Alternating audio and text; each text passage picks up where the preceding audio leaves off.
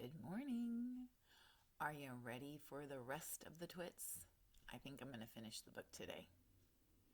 So yesterday, Mugglewump and the birds helped paint hug-tight sticky glue onto the ceiling of the Twits while the Twits are out buying guns. So let's find out where it goes from here. The furniture goes up. "Now turn the big table," shouted Mugglewump. "Turn the table upside down and put a dollop of sticky glue onto the bottom of each leg. Then we shall stick that onto the ceiling as well." Hoisting the huge table upside down onto the ceiling was not an easy job, but they managed it in the end. "Will it stay there?" they cried. "Is the glue strong enough to hold it up?" "It's the strongest glue in the world," Mugglewump replied. "It's the special bird-catching, bird-killing glue for smearing on trees." "Please," said the roly-poly bird, "I have asked you before not to mention that subject. How would you like it if it were a monkey pie they made every Wednesday, and all your friends had been boiled up, and I went on talking about it?" "I do beg your pardon," said Mugglewump. "I'm so excited I hardly know what I'm saying. Now the chairs! Do the same with the chairs. All the chairs must be stuck upside down to the ceiling, and in the right places. Oh, do hurry up, everybody. Any moment now those two filthy freaks are going to come rushing in with their guns." The monkeys, with the birds helping them, put glue on the bottom of each chair leg and hoisted them up to the ceiling.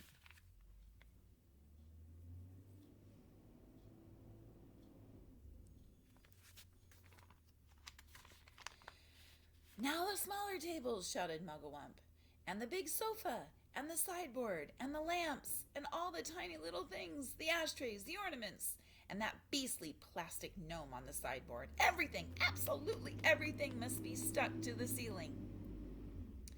It was terribly hard work, but it was especially difficult to stick everything onto the ceiling in exactly its right place. But they got it done in the end. "What now?" asked the roly-poly bird. He was out of breath, so tired he could hardly flap his wings. "Now the pictures!" cried Mugglewump. "Turn all the pictures upside down. And will one of you birds please fly out onto the road and watch to see when those frumptious freaks are coming back?" "I'll go," said the roly-poly bird. "I'll sit on the telephone wires and keep guard. It will give me a rest."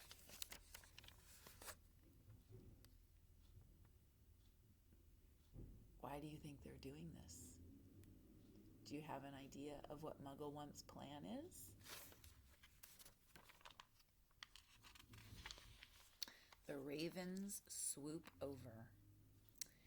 They had only just finished the job when the roly-poly bird came swooping in, screaming, "They're coming back! They're coming back!" Quickly the birds flew back onto the roof of the house. The monkeys rushed into their cage and stood upside down, one on top of the other. A moment later, Mr. and Mrs. Twit came marching into the garden, each carrying a fearsome-looking gun. "I'm glad to see those monkeys are still upside down," said Mr. Twit. "They're too stupid to do anything else," said Mrs. Twit. "Hey, look at all those cheeky birds still up there on the roof. Let's go inside and load our lovely new guns, and then it'll be bang, bang, bang, and bird pie for supper." Just as Mr. and Mrs. Twit were about to enter the house, two black ravens swooped low over their heads. Each bird carried a paintbrush in its claws, and each paintbrush was smeared with sticky glue. As the ravens whizzed over, they brushed a streak of glue onto the tops of Mr. and Mrs. Twit's heads. They did it with the lightest touch, but even so, the Twits both felt it. "What was that?" cried Mrs. Twit. Some beastly bird has dropped its dirty droppings on my head." "On mine too," shouted Mr. Twit. I felt it. "Don't touch it," cried Mrs. Twit. "You'll get it all over your hands. Come inside and we'll wash it off at the sink." "The filthy, dirty brutes," yelled Mr. Twit. "I'll bet they did it on purpose. Just wait till I've loaded up my gun." Mrs. Twit got a key from under the doormat where Mugglewump had carefully replaced it, and then into the house they went. So there's their guns. There's the birds. What do you think is going to happen? The Twits are turned upside down. "What's this?" gasped Mr. Twit as they came into the living room. "What's happened?" screamed Mrs. Twit. They stood in the middle of the room looking up. All the furniture, the big table, the chairs, the sofa, the lamps, the little side tables, the cabinet with bottles of beer on it, the ornaments, the electric heater, the carpet, everything was stuck upside down to the ceiling. The pictures were upside down on the walls, and the floor they were standing on was absolutely bare. What's more, it had been painted white to look like the ceiling.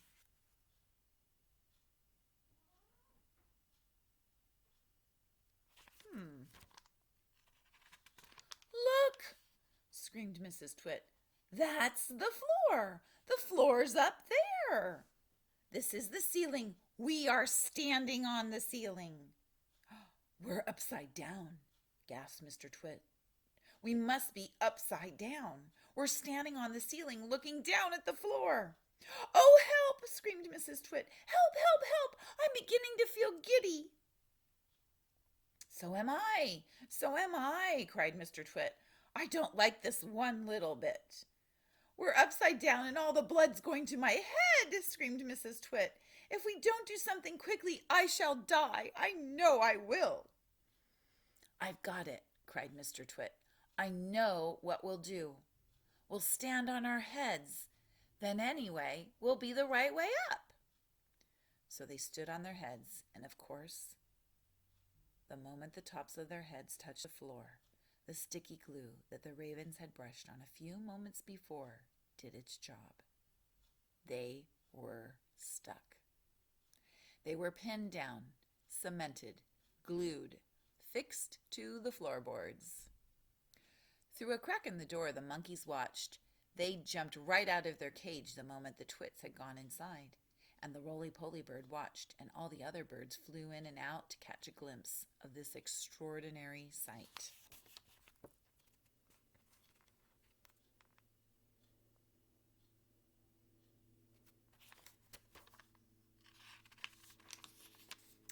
The monkeys escape. That evening, Mugglewump and his family went up the big. That evening, Mugglewump and his family went up to the big wood on top of the hill, and in the tallest tree of all, they built a marvelous tree house. All the birds, especially the big ones, the crows and the rooks and the magpies, made their nests around the tree house, so that nobody could see it from the ground. "You can't stay up here forever, you know," the roly-poly bird said. "Why not?" asked Mugglewump. "It's a lovely place." "Just you wait till winter comes," the roly-poly bird said. "Monkeys don't like cold weather, do they?" "They most certainly don't," cried Mugglewump. "Are the winters so very cold over here?" "It's all snow and ice," said the roly-poly bird. "Sometimes it's so cold a bird will wake up in the morning with its feet frozen to the bough that he's been roosting on." "Then what shall we do?" cried Mugglewump. "My family will all be deep freezed." "No, they won't," said the roly-poly bird, "because when the first leaves start falling from the trees in the autumn, you can all fly home to Africa with me." "Don't be ridiculous," Mugglewump said. "Monkeys can't fly." "You can sit on my back," said the roly-poly bird. "I shall take you one at a time. You will travel by the roly-poly super jet, and it won't cost you a penny."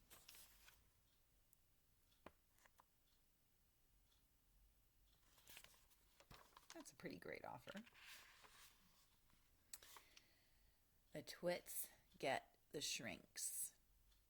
Do you remember back when Mr. Twit was playing the horrible trick on Mrs. Twit, making her think that she was shrinking and she had the shrinks? And down here in the horrid house, Mr. and Mrs. Twit are still stuck upside down on the floor in the living room. "It's all your fault," yelled Mr. Twit, thrashing his legs in the air. "You're the one, you ugly old cow, who went hopping up and shouting, 'We're upside down! We're upside down!'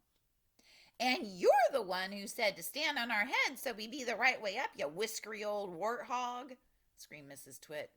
"Now we'll never get free. We're stuck here forever." "You may be stuck here forever," said Mr. Twit, "but not me. I'm going to get away."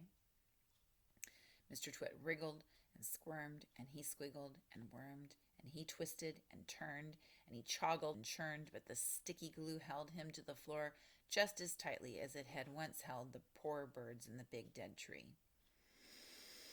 He was still as upside down as ever, standing on his head. But heads are not made to be stood upon. If you stand on your head for a very long time, a horrid thing happens. And this is where Mr. Twit got his biggest shock of all. With so much weight on it from up above, his head began to get squashed into his body. Quite soon, it disappeared completely, sunk out of sight into the fatty folds of his flabby neck. "I'm shrinking," burbled Mr. Twit. "So am I," cried Mrs. Twit. "Help me! Save me! Call a doctor!" yelled Mr. Twit. "I'm getting the dreaded shrinks." And so he was. Mrs. Twit was getting the dreaded shrinks, too. And this time, it wasn't a fake. It was the real thing. Their heads shrank into their necks. Their necks began shrinking into their bodies. And their bodies began shrinking into their legs. And their legs began shrinking into their feet.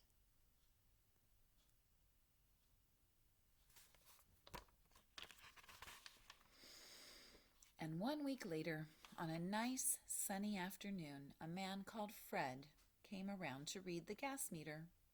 When nobody answered the door, Fred peeped into the house, and there he saw on the floor on the living room 2 bundles of old clothes, 2 pairs of shoes, and a walking stick. There was nothing more left in the world of Mr. and Mrs. Twit. And everyone, including Fred, shouted, "Hooray!"